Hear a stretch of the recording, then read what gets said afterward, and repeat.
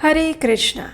ज्येष्ठ मास के शुक्ल पक्ष में आने वाली एकादशी यानी पांडव निर्जला एकादशी या भीम एकादशी, इस एकादशी के विषय में सभी वैदिक शास्त्रों के रचयिता श्रील व्यासदेव जी कहते हैं कि इस निर्जला एकादशी का पालन करने से सभी तीर्थों में स्नान करने का पुण्य फल मिलता है और मृत्यु के समय यमदूतों के स्थान पर सुंदर विष्णु दूत उस व्यक्ति को लेने आते हैं। तो चलिए आज के इस वीडियो में जानते हैं कि आखिर इतनी विशेष निर्जला एकादशी का पालन करने की संपूर्ण व्रत विधि क्या है। इस दिन पूजा के शुभ मुहूर्त कौन से हैं, इस दिन निर्जल उपवास कैसे रखना चाहिए, व्रत का संकल्प कैसे लिया जाए, भगवान की पूजा या अभिषेक कैसे करें, संध्या पूजन और जागरण कैसे करें, निर्जला उपवास के दिन क्या खाया और पिया जा सकता है, संपूर्ण दिन में क्या करना चाहिए, भगवान की पूजा कैसे करनी चाहिए और इसका पारण करने के लिए किन किन बातों का ध्यान रखना चाहिए। ये और ऐसे अनेक प्रश्नों के उत्तर आज आपको इस वीडियो में मिलने वाले हैं, तो अंत तक इस वीडियो को अवश्य देखिएगा और अगर अच्छा लगे तो इसे लाइक करके अपने सभी मित्रों को भी शेयर कीजिएगा। तो चलिए आज का वीडियो आरंभ करते हैं। इस बार आने वाली निर्जला एकादशी का पालन 2 दिन किया जा रहा है और ये दोनों दिन है 6 और 7 जून 2025। सामान्य रूप से स्मार्त लोग इस एकादशी का पालन 6 जून को करेंगे और वैष्णव भक्त इस एकादशी का पालन 7 जून को करेंगे, क्योंकि इस बार व्यंजुली महाद्वादशी आ रही है और वर्ष में ऐसी 8 महाद्वादशी आती है, जिसके आने पर वैष्णव भक्त एकादशी तिथि का त्याग करके महाद्वादशी पर ही एकादशी का व्रत रखते हैं। अगर निर्जला एकादशी की तिथि और समय तथा मुहूर्त के विषय में आप और विस्तार से जानना चाहते हैं तो निर्जला एकादशी कब है, इस विषय पर हमने एक विस्तृत वीडियो भी बनाया है। आप चाहें तो वो उसे सुन सकते हैं और उसका लिंक नीचे डिस्क्रिप्शन बॉक्स में भी मिल जाएगा।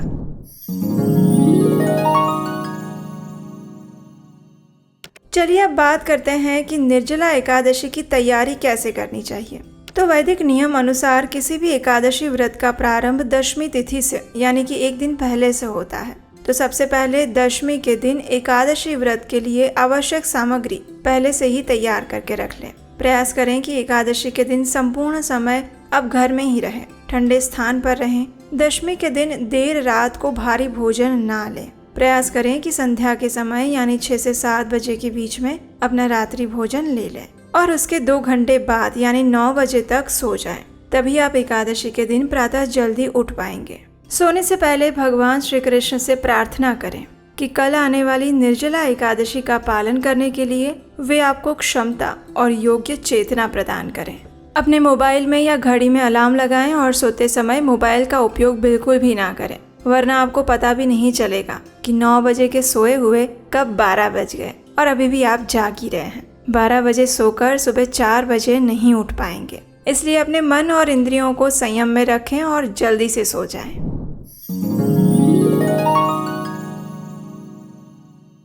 अब अगले दिन एकादशी पर प्रातः ब्रह्म मुहूर्त से पहले उठ जाइए। उत्तर भारत में ब्रह्म मुहूर्त का समय है 3:47। आप अपने स्थानिक समय के अनुसार इसका पालन कर सकते हैं। अगर आपको ब्रह्म मुहूर्त का समय नहीं पता है तो प्रयास करें कि प्रातः 3 साढ़े 3 बजे के आसपास उठ जाइए। सुबह उठकर इस श्लोक का उच्चारण करें।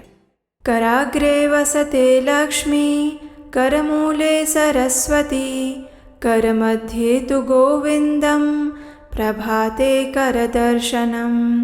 इस प्रकार सबसे पहले भगवान को, अपने गुरु को, श्रील प्रभुपाद जी को याद करें और उन सब से निर्जला उपवास रखने के लिए आशीर्वाद की याचना करें। अब देखिए, ब्रह्म मुहूर्त से पहले के समय में आप जल पी सकते हैं, इसलिए दांतों को स्वच्छ करना, स्नान करना और आवश्यकता अनुसार जल पीना, ये कार्य आप ब्रह्म मुहूर्त से पहले कर लीजिए। उसके बाद अपने घर में पूजा के स्थान या मंदिर के पास जाइए, उस स्थान को स्वच्छ करिए। अपने गुरु और परम भगवान श्री हरि को याद करते हुए मंदिर के द्वार खोलिए। प्रतिदिन आप जिस प्रकार विग्रहों की सेवा पूजा करते हैं उसी प्रकार सेवा कीजिए और फिर भगवान के समक्ष हाथ में गंगा जल लीजिए और निर्जला एकादशी व्रत का संकल्प लीजिए। अगर आपके पास गंगा जल नहीं है तो आप सामान्य कोई भी जल ले सकते हैं और उसमें गंगा, यमुना, गोदावरी, कावेरी, नर्मदा इत्यादि पवित्र नदियों का स्मरण करके उनका आवाहन कीजिए और संकल्प के समय इस मंत्र का उच्चारण कीजिए।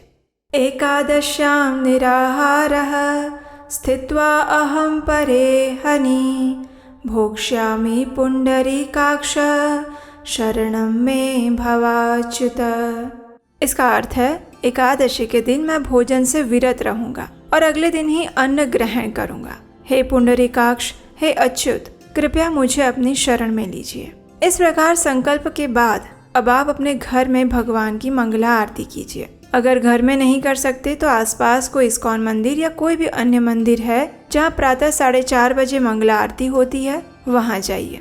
और अगर ये भी नहीं है तो आप ऑनलाइन मंगला आरती का दर्शन कर सकते हैं। लेकिन निर्जला एकादशी के दिन प्रातः काल में भगवान के विग्रहों का दर्शन करना अत्यंत आवश्यक है। इसलिए किसी भी माध्यम से प्रातः काल में भगवान के दर्शन अवश्य कीजिए।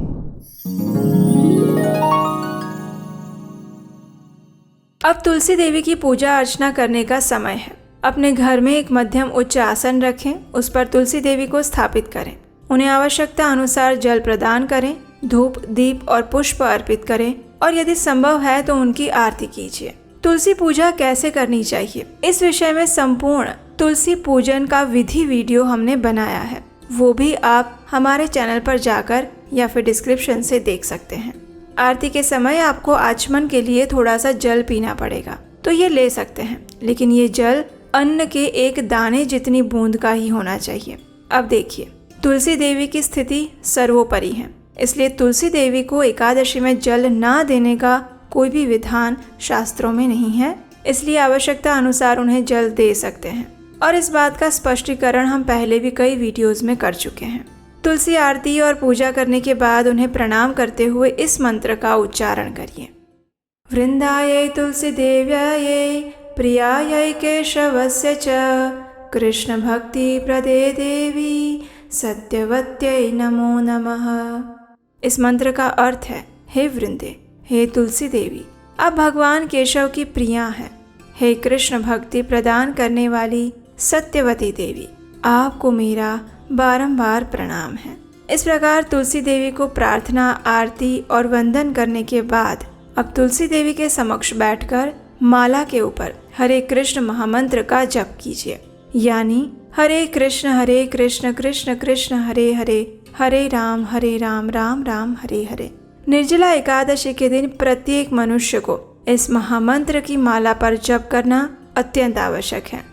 इस दिन आप हरे कृष्ण महामंत्र की कम से कम 16, 25, 32, 45 या फिर 64 माला का जप करने का संकल्प लेना चाहिए। एक माला में 108 मनके होते हैं और इस प्रकार हर मनके के ऊपर आप हरे कृष्ण महामंत्र बोलेंगे और ऐसा करते करते हुए 108 बार जब आप बोल लेंगे तब एक माला पूरी होगी।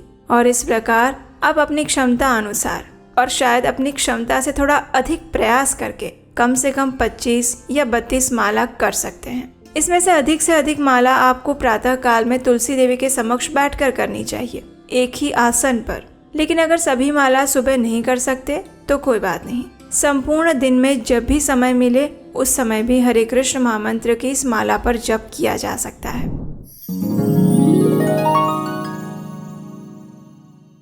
आइए अब देखते हैं भगवान की पूजा या अभिषेक करने की विधि। निर्जला एकादशी के दिन आप भगवान की संपूर्ण विधि से पूजा या अभिषेक भी कर सकते हैं। ये पूजा आप अपने घर में जो मंदिर या फिर पूजा का स्थान है वहाँ कर सकते हैं, या फिर भगवान की स्थापना के लिए एक अच्छा आसन बना सकते हैं। आसन स्थापित करने के लिए एक मध्यम उच्च आसन लें और उस पर सफेद या पीला वस्त्र बिछाएं। ये वस्त्र शुद्ध होना चाहिए, आपके द्वारा पहले उपयोग में लिया हुआ नहीं होना चाहिए। सबसे पहले अपने हाथों को आचमन से शुद्ध करें।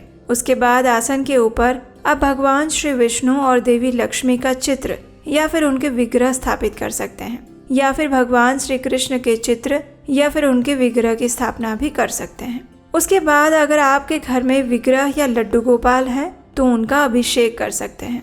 लड्डू गोपाल या भगवान श्री विष्णु का अभिषेक करने के लिए सबसे पहले एक स्वच्छ पात्र लें जो कि रोज के उपयोग का ना हो। पंचामृत के लिए अलग अलग पात्रों में दूध, दही, मधु, घी और मीठा पानी रख लीजिए। दूध की मात्रा सबसे अधिक होनी चाहिए और घी की मात्रा सबसे कम होनी चाहिए। फल का रस और गंगाजल मिलाया हुआ स्वच्छ जल भी साथ में रखें। चंदन, तुलसी पत्र, पुष्प और सुगंधित तेल भी रखें। सामग्री उतनी ही ले कि चरणामृत बर्बाद ना हो। उसके बाद एक मध्यम ऊंचाई वाले आसन पर अभिषेक पात्र रखें और उस पर चंदन से गोलोक मंडल बनाकर तुलसी देवी और पुष्प अर्पित करें। भगवान के विग्रह को स्वच्छ वस्त्र पहनाकर अभिषेक पात्र में स्थापित करें। पहले सुगंधित तेल और चंदन से उनके विग्रह की मालिश करें। उसके बाद क्रमशः दूध, दही, घी, मधु, रस और मीठे जल से अभिषेक करें और अंत में स्वच्छ गंगाजल मिश्रित जल से भगवान के विग्रहों को स्नान करवाएं।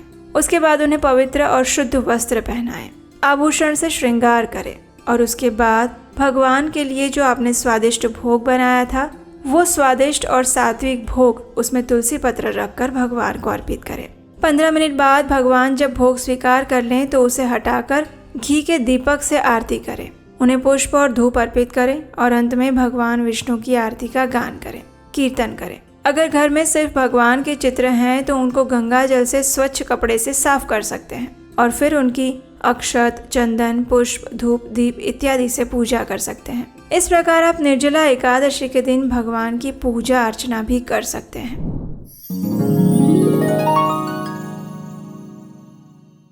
आइए अब बात करते हैं निर्जला एकादशी के उपवास की।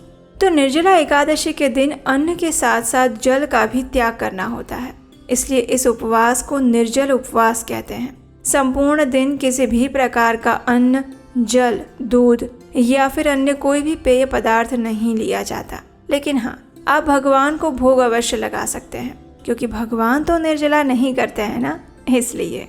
तो जो व्यक्ति बीमार हैं, वृद्ध हैं, बच्चे हैं, गर्भवती महिलाएं हैं या फिर स्तनपान कराने वाली माताएं हैं, उन्हें बिना जल के निर्जला एकादशी नहीं करनी चाहिए। हाँ, उन्हें क्या करना चाहिए? तो अधिक से अधिक मात्रा में उन्हें हरे कृष्ण महामंत्र का जप करना चाहिए। ये उनके निर्जला उपवास के समकक्ष होगा। उन्हें श्रीमद् भागवतम और भगवत गीता जैसे ग्रंथों का पाठ करना चाहिए और हरि कथा का श्रवण करना चाहिए। प्रत्येक व्यक्ति को अपने स्वास्थ्य को ध्यान में रखते हुए अपनी विवेक बुद्धि का उपयोग करके इस व्रत को रखना चाहिए, क्योंकि इस व्रत में सबसे महत्वपूर्ण है अपनी चेतना को अधिक से अधिक भगवान श्री कृष्ण के चिंतन में लगाना। अगर कोई व्यक्ति संपूर्ण दिन बिना जल के रह लेता है लेकिन शाम को ऐसा लगता है कि अब पानी लेना पड़ेगा और नहीं लिया तो स्वास्थ्य खराब हो जाएगा, तो फिर संध्या के समय में आप भगवान से प्रार्थना करके उन्हें अर्पित किया हुआ जल ले सकते हैं। लेकिन जितना हो सके उतना अधिक से अधिक प्रयास करके निर्जला व्रत अवश्य रखना चाहिए। जैसा कि हमने बताया कि अगर आपके घर में वृद्ध, बच्चे, बीमार या फिर गर्भवती माताएं हैं जो बिना जल और भोजन के नहीं रह सकते, तो उनके लिए आप अधिक से अधिक फलों का रस जैसे कि मैंगो शेक, बनाना शेक, चीकू शेक या फिर किसी भी फल का रस, ये सब बनाकर दे सकते हैं। उसमें आप ड्राई फ्रूट्स डालकर भी दे सकते हैं या फिर एकादशी प्रसाद बनाकर भी उन्हें खिला सकते हैं। लेकिन किसी भी स्थिति में निर्जला एकादशी के दिन आपके घर में अन्न नहीं बनना चाहिए। ना आपको लेना है और ना ही घर में किसी को देना है। इस बात का अवश्य ध्यान रखें।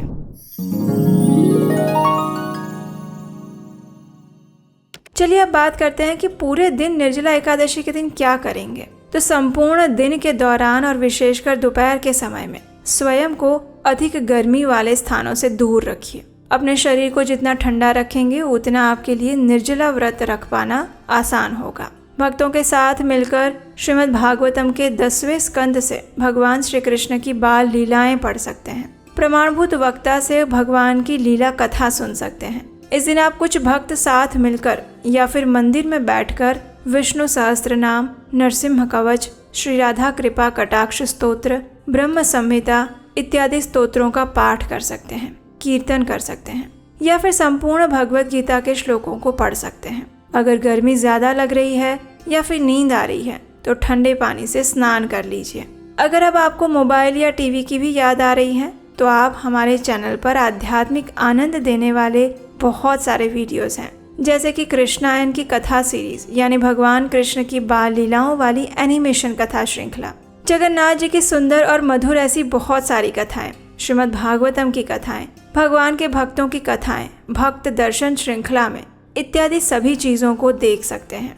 लेकिन ध्यान रहे, इनको देखते देखते आपका मन और आपके हाथ की उंगलियां कहीं और भटक न जाए। इस बात का ज़रूर ध्यान रखिएगा। अब संध्या के समय भगवान के समक्ष और तुलसी देवी के समक्ष घी का दीपक प्रज्वलित करें, अगरबत्ती करें और परिवार के साथ बैठकर हरे कृष्ण महामंत्र का कीर्तन करें। अगर आपके पास घर में करताल या मृदंग है तो उसके साथ कीर्तन करें, सबसे अच्छा होगा। अगर नहीं है तो आप बिना उसके भी कीर्तन कर सकते हैं। उसके बाद भगवान को संध्या भोग अर्पित करें और रात्रि में उन्हें शयन करवाएं।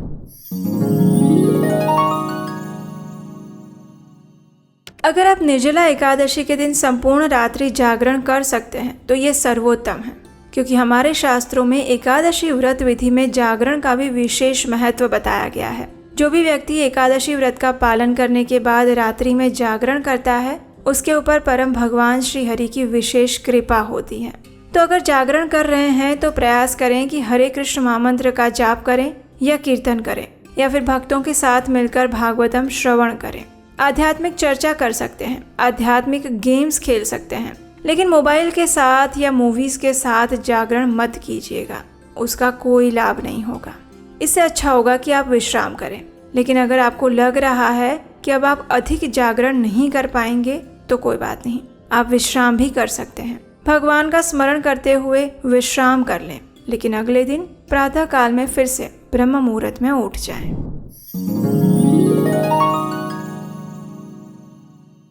अगले दिन फिर से प्रातः ब्रह्म मुहूर्त में उठने के बाद स्नान इत्यादि से स्वच्छ हो जाइए। उसके बाद भगवान की मंगला आरती कीजिए। अगर आप 6 तारीख को निर्जला एकादशी कर रहे हैं तो उसका पारण आपको करना होगा 7 तारीख को।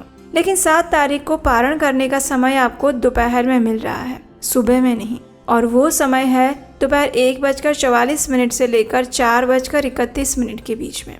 इस समय में आप पारण कीजिए। और अगर आप 7 तारीख को वैष्णव निर्जला एकादशी व्रत रख रहे हैं तो उसका पारण आप कर सकते हैं 8 तारीख को सुबह 5:23 से लेकर 7:17 के बीच में। पारण के लिए सबसे पहले किसी सुयोग्य ब्राह्मण को अपनी क्षमता अनुसार दान दीजिए। अगर संभव है तो घर पर बुलाकर उन्हें भोजन दे सकते हैं, या फिर आप मंदिर में जाकर जल का घड़ा रख सकते हैं। जिसने निर्जला एकादशी व्रत किया है उन्हें जल, गुड़ पानी, नींबू पानी, नारियल पानी इत्यादि पिलाकर उन्हें पारण करवा सकते हैं। और अंत में अपने इस एकादशी व्रत को भगवान को अर्पित करते हुए, उनसे प्रार्थना करते हुए पारण कर सकते हैं।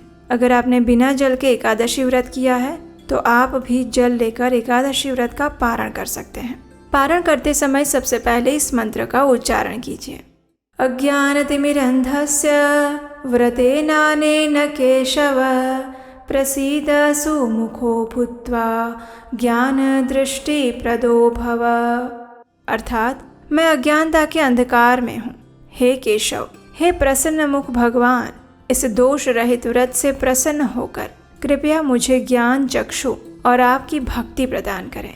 इस प्रकार प्रार्थना करने के साथ साथ भगवान से ये भी कहें कि हे प्रभु, मैंने इस निर्जला व्रत का पालन करने का पूर्ण प्रयास किया था, लेकिन अगर उसमें मुझसे कोई भी त्रुटि रह गई हो, कोई भी शारीरिक या मानसिक दोष रह गया हो तो उसके लिए मुझे क्षमा कीजिएगा। इस प्रकार क्षमा प्रार्थना करने के बाद अब आप अपना निर्जला एकादशी व्रत खोल सकते हैं। जिसने निर्जल उपवास किया है उन्हें पारण के समय में सिर्फ थोड़ा सा ही जल लेना चाहिए और उसमें भी नींबू पानी, गुड़ का पानी, नारियल पानी ये सब लेना अच्छा रहेगा। क्योंकि अगर एकदम से आप भारी अन्नयुक्त भोजन लेंगे तो हो सकता है कि आपके पाचन की प्रक्रिया थोड़ी मंद पड़ जाए और शरीर अस्वस्थ महसूस करें। वैसे निर्जला एकादशी का पारण थोड़ा अलग किया जाता है। अगर आप चाहते हैं कि इस विशेष पारण के ऊपर एक विस्तृत वीडियो बनाई जाए तो हमें नीचे कमेंट बॉक्स में लिखकर बताइए। आपकी अगर इच्छा हुई तो हम निर्जला एकादशी का पारण विशेष रूप से कैसे करना चाहिए जिससे कि आपका स्वास्थ्य भी ठीक रहे और आपको निर्जला एकादशी का संपूर्ण फल भी मिल जाए, इस विषय पर एक विस्तृत जानकारी युक्त वीडियो हम लेकर आएंगे जो आपके लिए बहुत ही उपयोगी और प्रैक्टिकल रहेगा। तो ये आप हमें नीचे कमेंट बॉक्स में लिखकर बता सकते हैं। तो ये थी आने वाली पांडव निर्जला एकादशी की संपूर्ण व्रत विधि। हमें आशा है कि आज के इस वीडियो को सुनकर लगभग आपके सभी प्रश्नों के उत्तर आपको मिल गए होंगे। अगर और भी कोई प्रश्न है तो वही नीचे कमेंट बॉक्स में लिखकर बताइए। और हाँ, इस बार हम पौराणिक ग्रंथों से और भी बहुत सारी कथा लेकर आने वाले हैं। उन सबको सुनने के लिए देख लीजिए याद से आपके अपने चैनल उपदेश शास्त्रकम को सब्सक्राइब करके रख लीजिए, नोटिफिकेशन ऑन रखिए और हमारे व्हाट्सएप कम्युनिटी ग्रुप के साथ भी जुड़ जाइए। उसका लिंक नीचे डिस्क्रिप्शन बॉक्स में मिल जाएगा। और हम आपसे मिलेंगे इसी निर्जला एकादशी से जुड़ी एक और महत्वपूर्ण जानकारी के साथ बहुत जल्द। हरे कृष्णा।